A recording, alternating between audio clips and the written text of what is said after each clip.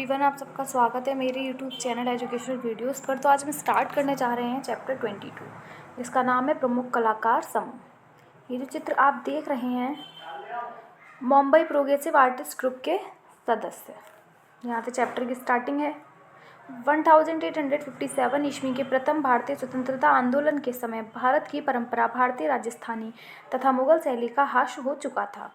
British कला पद्धति का भारत में आगमन हो चुका था और 19वीं सदी के अंत तक इसका पर्याप्त प्रसार हुआ। एक और भारत की साम्राज्यवादी ब्रिटिश सत्ता पश्चिमी कला को प्रोत्साहन दे रही थी, तो दूसरी ओर इसकी प्रतिक्रिया भी आरंभ हो चुकी थी। बंगाल का कला आंदोलन इस प्रतिक्रिया का ही परिणाम था, किंतु यह आंदोलन परतंत्र देशवासियों को कोई मार्ग न दिखा सका। यद्यपि भारतीय कलाकारों जैसे रविन्द्रनाथ टैगोर, गगनेंद्रनाथ टैगोर, अमृता शेरगिल, यामिनी राय, शैलोज मुखर्जी आदि ने अपने प्रयासों से भारतीय आधुनिक कला के प्रारंभिक विकास में महत्वपूर्ण योगदान दिया, तथापि इन अविस्मरणीय प्रयासों के बाद भी कोई भी सशक्त व विचारशील कला आंदोलन भारत में जन्म नहीं ले सका। इस समय कुछ कलाकार समूह अवश्य सामने आए, जिनमें से कुछ समाप्त हो गए तथा कुछ ने भारतीय आधुनिक कला के विकास में महत्वपूर्ण योगदान दिया। पहला है कलकत्ता ग्रुप। 1943 ईस्वी 1940 ईस्वी के लगभग से कोलकाता में भी पश्चिम में से प्रभावित नवीन प्रवृत्तियों का उदय हुआ। अमृता शेरगिल के मृत्यु उपरांत कोलकाता के 8 कलाकारों ने मिलकर 1943 ईस्वी में कलकत्ता ग्रुप की स्थापना की, जिसने कला के नए प्रकार, नए माध्यम तथा नए विषय तलाश किए। यह ग्रुप बंगाल द्विभिषश के समय स्थापित हुआ, जिससे जुड़ने वाले कलाकार थे प्रदोष दास गुप्त, कमला दास गुप्त, गोपाल घोष, निरोध मजुमदार, शुभो टैगोर, परितोष सेन, रथिन मित्रा तथा प्राण कृष्ण पाल। इन 8 कलाकारों से आरंभ हुए इस समूह में बाद में अन्य कलाकार भी आ जुड़े, जिसमें रामकृष्ण बैस, गोवर्धन ऐश, अवनी सेन, सुनील माधव सेन और हेमंत मिश्रा थे। इस समूह से कुछ आलोचक भी जुड़े तो कुछ लेखक और दूसरी बुद्धिजीवी भी थे। इनमें शाहिद सुहारवर्दी, सुधीर दत्ता, विष्णु डे तथा मुकुलराज आनंद प्रमुख थे। इन कलाकारों में वामपंथी रुझान था और साम्यवादी दल के सचिव PC जोशी इन कलाकारों से भेंट करने आए थे। इस ग्रुप का उदय प्रदोष दास गुप्ता के प्रयासों से हुआ। इस ग्रुप की गतिविधियों से सुप्रसिद्ध लेखक व कवि E.M. फॉरेस्टर, लेडी कैसे और प्रसिद्ध मूर्तिकार फ्रेडरिक मैक विलियम्स काफ़ी प्रभावित थे। फॉरेस्टर ने इस ग्रुप की गतिविधियों को BBC लंदन से प्रसारित भी किया था। गोपाल घोष इस ग्रुप के स्वच्छंद मुक्त तकनीक में विश्वास रखने वाले तथा विषय की दृष्टि से परंपरागत सदस्य माने जाते थे। इस समूह के तीसरे महत्वपूर्ण सदस्य निरोध मजुमदार रहे, जिन्होंने 1916 ईस्वी में विभिन्न यूरोपियन प्रभावों को आत्मसात करते हुए भी श्रेष्ठ नेतृत्व की स्थापना की। वे तंत्र कला के श्रेष्ठ कलाकार थे। परितोष सेन ने भारतीय शास्त्रीय, चीनी तकनीक तथा उत्तर प्रभाववादी शैली से प्रभावित होकर बंगाल की ग्राम भावना, रुचि, संस्कृति और मान्यताओं का दिग्दर्शन अपनी कला में करवाया। रथिन मित्रा रचनात्मक दृष्टि से अधिक सक्रिय नहीं रहे, तथापि कला की नवीन संभावनाओं पर सर्वप्रथम दृष्टिपात किया और विपरीत युगीन समस्याओं के नए पहलू, नए संकेतों को लेकर जागरूकता उत्पन्न की।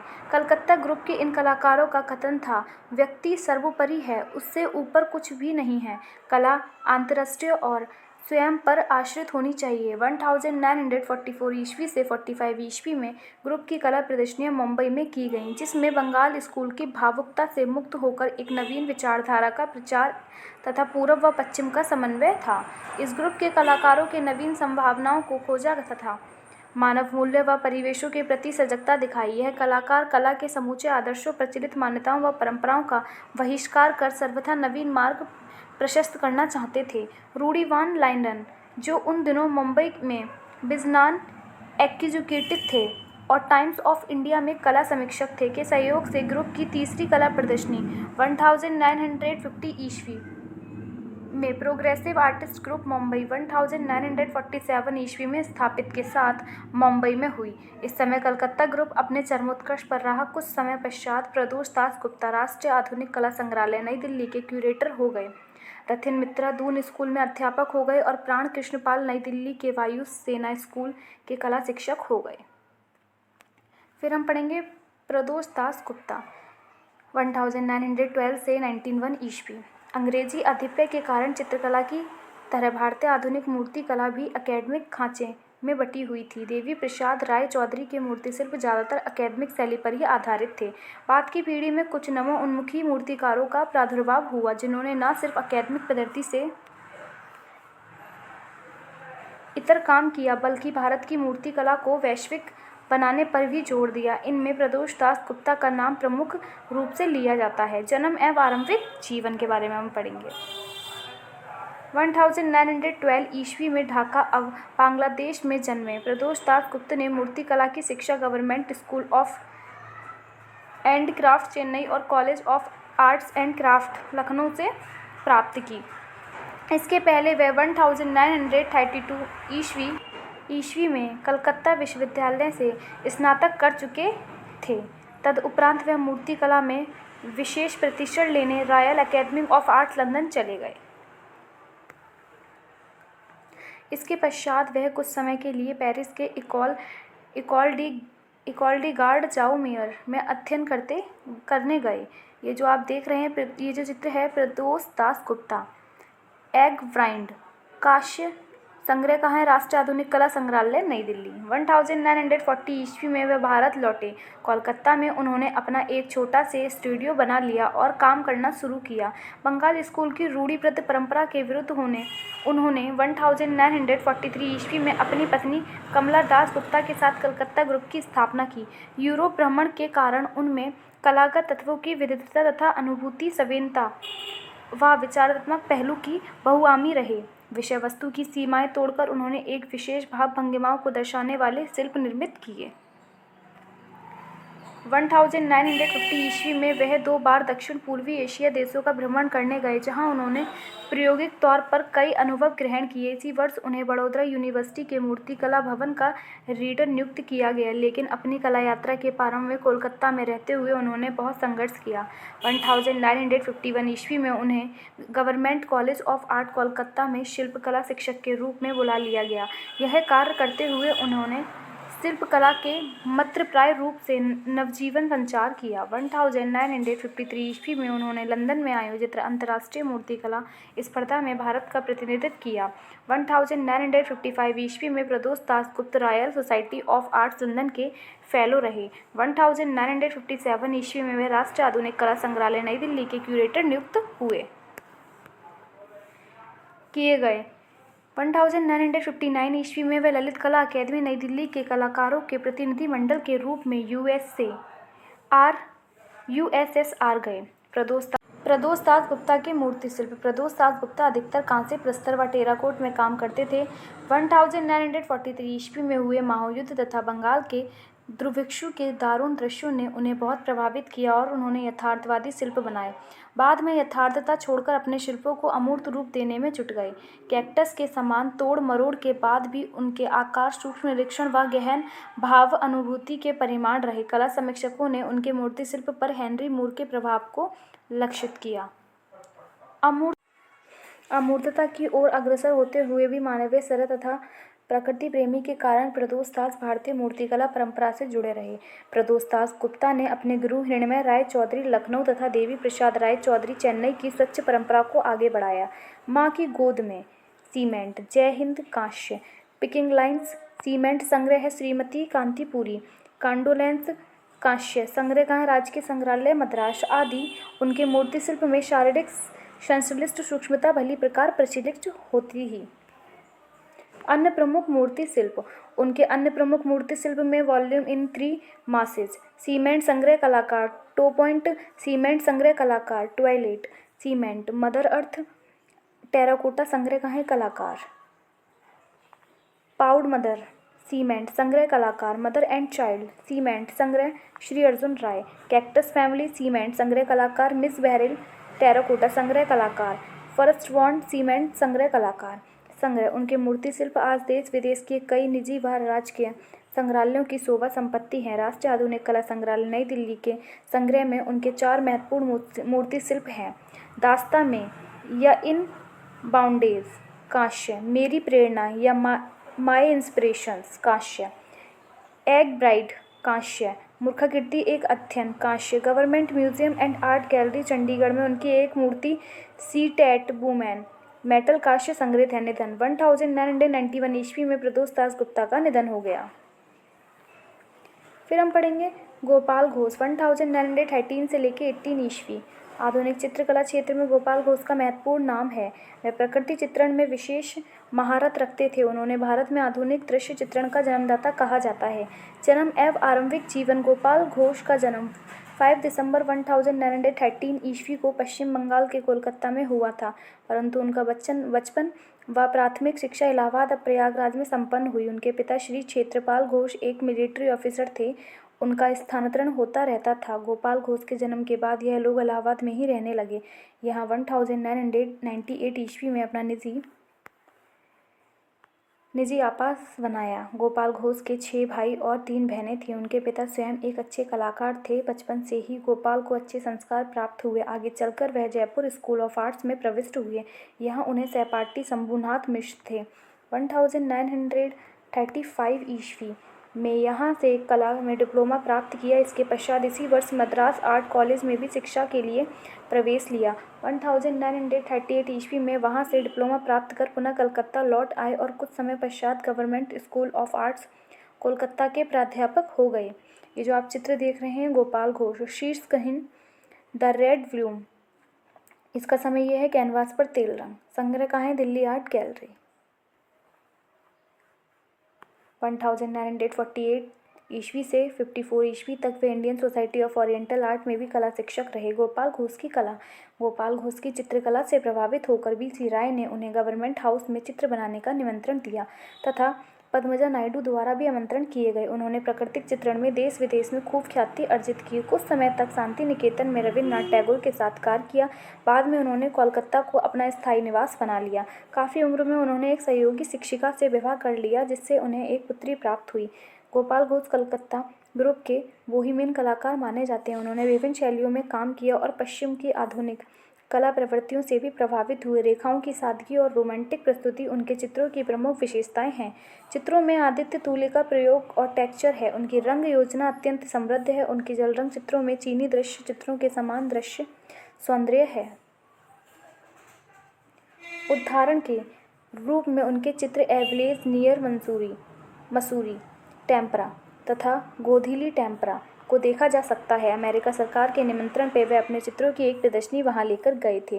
वहां से लौटकर उन्होंने एक प्रदर्शनी कोलकाता में भी आयोजित की थी, जिनमें उनके अमेरिकन प्रवास काल तथा यात्रा से संबंधित बहुत से चित्र हैं। संग्रह राष्ट्रीय आधुनिक कला संग्रहालय नई दिल्ली में संग्रहित उनके प्रमुख चित्रों में भारतीय मछुआरा 1978 ईस्वी कागज पर जल रंग, भारतीय फूल का पारंपरिक अभ्यास सचित्र कागज पर पेस्टल, भारतीय वृक्ष कागज पर पेस्टल आदि हैं। ग्राम दृश्य कागज पर जल रंग शीर्षक चित्र भारतीय संग्रहालय कोलकाता में एक शीर्षकहीन चित्र कागज पर मिश्रित माध्यम वर्तमान में नीरजा मुकुंद राय के संग्रह में तथा एक अन्य बिना शीर्षक कागज पर जल रंग चित्र कलाकार के परिवार के पास है।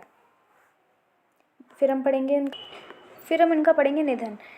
30 जुलाई 1980 ईस्वी को कोलकाता में कैंसर के कारण गोपाल घोष का निधन हो गया। भारतीय चित्रकला में अभिव्यंजनावाद के पोषक गोपाल का संपूर्ण जीवन ही कला यात्रा था। कला के क्षेत्र में गोपाल घोष ने जो महत्तर योगदान दिया वह भारतीय कला की एक अमूल्य निधि के रूप में चित्रकाल तक सुरक्षित रहेगा।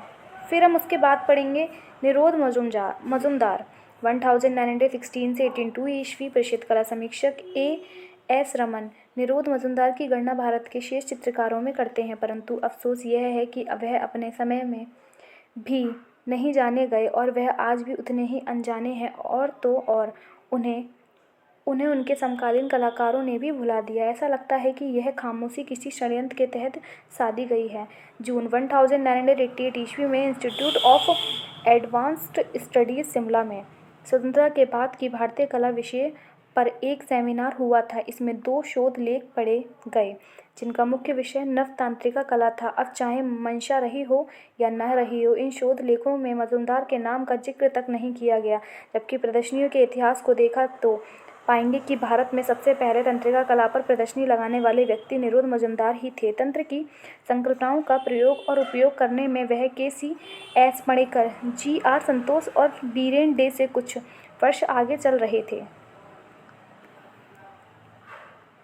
फ्राइड के अनुसार यह खामोशी और इतिहास को स्टालिन की तरह फिर से अपने अनुकूल लिखवाना दरअसल एक तरह की पितृहत्या का सा कृत्य है। भारतीय कला के क्षेत्र में जो सियासत घुस गई थी उससे उन्हें इतनी नफरत थी कि उन्होंने खुद को अपने घोल में समेट लिया। उन्होंने एक बार कहा था, लोगों की कुटिलता से मुझे कोई परेशानी नहीं है, लेकिन उनके ओछेपन से मुझे बेहद चिढ़ है। आज तो भारतीय कला के नाम से चलाया जा रहा है, ये बहुत ही ओछा और औसत है। जन्म व आरंभिक जीवन। निरोध मजुमदार का जन्म 11 मई 1916 ईस्वी को कोलकाता, पश्चिम बंगाल में हुआ था। उस समय राष्ट्रीय आंदोलन धीरे धीरे गति पकड़ रहा था। उनके पिता एक पुलिस अधिकारी थे और उनकी माता एक श्रद्धालु स्त्री। दोनों ने मिलकर अपने बच्चों में भारतीय जनश्रुतियों और ज्ञान के प्रति भाव पैदा किए। दोनों ने अपने बच्चों को प्रसिद्ध नर्तक, लेखक और कलाकार बनते देखा। दरअसल निरोध के बड़े भाई कमल कुमार मजुमदार 1914 से 79 ईस्वी को बंगाल में लेखकों का लेखक माना जाता है, जिनका आधुनिक गद्य शैलीकारों में कोई शानी नहीं। उनकी छोटी बहन सानू लहिड़ी 1928 से 2013 ईस्वी की एक प्रसिद्ध चित्रकार रहीं और साथ ही कला अध्यापिका भी। और निरोध अभी मुश्किल से 9 वर्ष के हुए थे कि उन्हें कोलकाता के पास विष्णुपुर के एक मिशनरी बोर्डिंग स्कूल में भेज दिया गया। यहाँ कट्टर राष्ट्रवादी ईसाई प्रधान अध्यापक आदरणीय रेवरेंड चटर्जी ने इनका परिचय मनुष्यता के इतिहास और संस्कृति से करवाया। रेवरेंड चटर्जी एक राष्ट्रीय नायक थे, क्योंकि वह पुरानी मशहूर मोहन बागान टीम के उन फुटबॉल खिलाड़ियों में से थे जिनके बारे में हजारों किस्से मशहूर थे। इस टीम ने 1911 ईस्वी में ब्रिटिश क्लब को हराकर IFA की मशहूर शील्ड जीती थी। इससे उनका करिश्मा और चमका। ये चित्र आप देख रहे हैं, निरोध मजुमदार, नेता का घाट, कैनवस पर तेल रंग। संग्रह कहाँ है? राष्ट्रीय आधुनिक कला संग्रहालय, नई दिल्ली।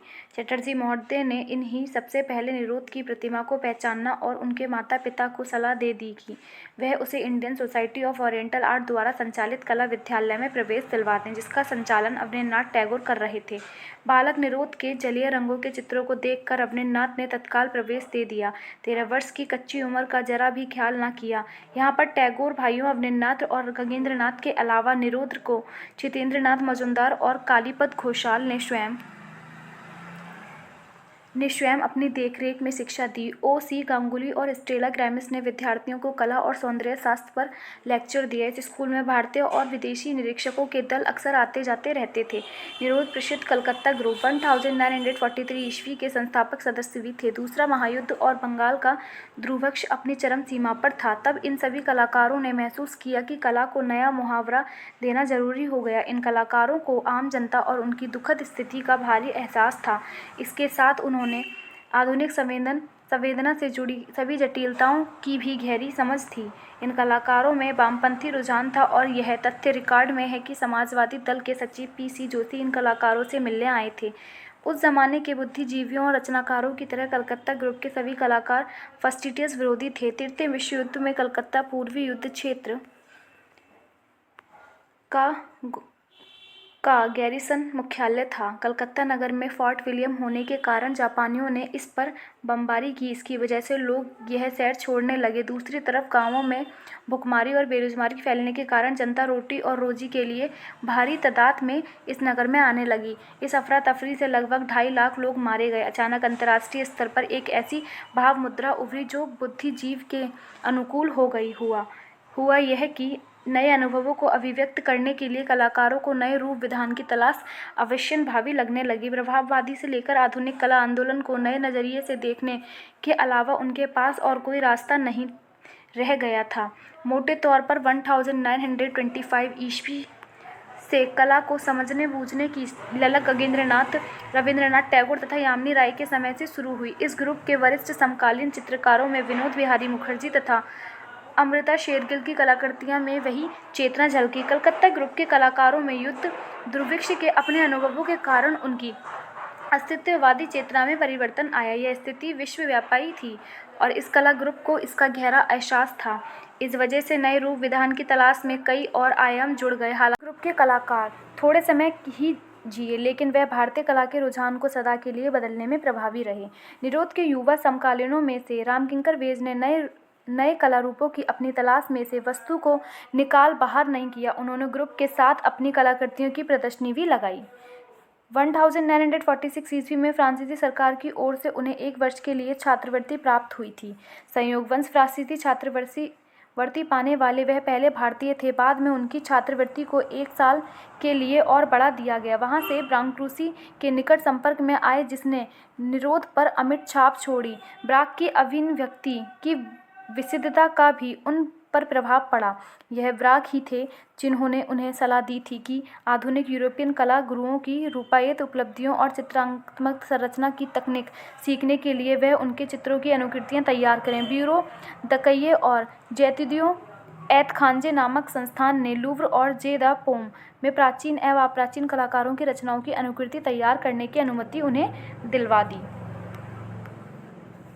वह 12 साल तक विदेश में रहे। पेरिस में रहते हुए उन्हें सर्वश्रेष्ठ फ्रांसीसी बुद्धिजीवों से मिलने का सौभाग्य मिला। यह वह जमाना था जब स्वतंत्रता के बाद भारतीय होने का जोश अपनी चरम सीमा पर था और उस समय नेहरू की अंतर्राष्ट्रीय लोकप्रियता शिखर पर थी। भारत की इस महिमा का विदेशों में रह रहे भारतीयों ने भी अपस्वाद लिया। कलाकार भी इस भावना से अछूते नहीं रहे। निरोध अपनी बुद्धिजीवी कुलीनता के कारण फ्रांसीसी के कुलीन वर्ग में आसानी से प्रवेश पा सके। फ्रांसीसी कलाकारों और लेखकों के साथ संपर्क ने उनकी कुशाग्रता को और विकसित किया। इसके बाद उन्होंने एनग्रेविंग की तकनीक सीखने के लिए यूट्रेख्ट, हॉलैंड का दौरा किया और उससे उनकी अपनी चित्रपरक संकल्पनाओं को अपनी कृतियों में उतारने से सहायता मिली। कला की सामान्य रूपरेखा और आधुनिक कला के इतिहास के अध्ययन में से उनके सामने नए रास्ते खुले। इस बौद्धिक प्रक्रिया की नींव अवनींद्रनाथ टैगोर ने उनके प्रारंभिक रचना काल में रखी थी। कला के इतिहास का अध्ययन करते समय निरोध की दिलचस्पी यूरोप की मध्ययुगीन कला में जागी, क्योंकि उन्हें उस कला में और भारतीय कला में कुछ महत्वपूर्ण समानताएं दिखीं। इस अवधि के दौरान अपने अध्ययन के आधार पर वह इस नतीजे पर पहुंचे कि उनके युगों में औद्योगिक क्रांति के समय तक कला का एक आध्यात्मिक समस्त चित्रपरक कलाओं को उद्भाषित करती रही है। उन्होंने महसूस किया कि शुद्ध चित्रपरक संदर्भों में आधुनिक अनुभव को मिथक सांचे में फिर से ढालने के लिए यदि कोई बिंब विधान और प्रतीकात्मक में भूगर्भीय तल पर जाए तो वह अपनी एक ही कलाकृति में विभिन्न स्तरों पर एक ही कला समय में एक व्यक्ति भारतीय और अंतर्राष्ट्रीय कलाकार हो सकता है। इमाज एक्लोज 1954 से 55 नामक चित्र श्रृंखला की उनकी पहली प्रदर्शनी पेरिस में 1957 ईस्वी में लगी और जब वह कोलकाता आ गए तो उन्होंने यही प्रदर्शनी 1958 ईस्वी में भारत में लगाई। यह श्रृंखला उनकी खोज का पहला प्रतिफल था। नवतांत्रिक कला के चित्रों की यह पहली प्रदर्शनी थी। इन चित्रों का एक पक्ष, जो कि एक प्रकार में से मुख्य पक्ष भी था, तंत्र ही था, किंतु इसके अलावा उनमें कुछ इतनी ही महत्वपूर्ण विशेषताएं और भी थीं। अपनी समकालीनों में वह केवल 2 कलाकार रामकुमार और गायतोंडे की प्रशंसा करते थे। युवा पीढ़ी में उन्हें प्रकाश कर्माकर और विजन चौधरी का काम पसंद था। बाकी के बहुत से कलाकारों में उन्हें ऐसे लोग नजर आते थे जो हर एक रुझान के साथ बह सकते थे और किसी हद तक भी जा सकते थे। वह कुछ अधिक भी दिग्भ्रमित रखते थे। निरोध मजुमदार की कला, उनकी कला में तंत्र का पक्ष बेहद सशक्त यह स्वाभाविकता की भी था, क्योंकि बंगाल में बुद्ध के समय से ही तंत्र का बहुत प्रचलन रहा। व्रजयान तंत्र पद्धति पाल युग के दौरान कला को समझने की कुंजी है। शैन युग में हिंदू नवजागरण के दौरान इस तंत्र का रूप बदल गया और 18वीं शताब्दी में यह अपने पूर्ण विकसित रूप में था, जो उस समय के बांग्ला कवि राम प्रसाद द्वारा लिखे काली के स्रोतों में स्पष्ट देखा जा सकता है। निरोध पर राम प्रसाद की कविता की अमिट छाप पड़ी।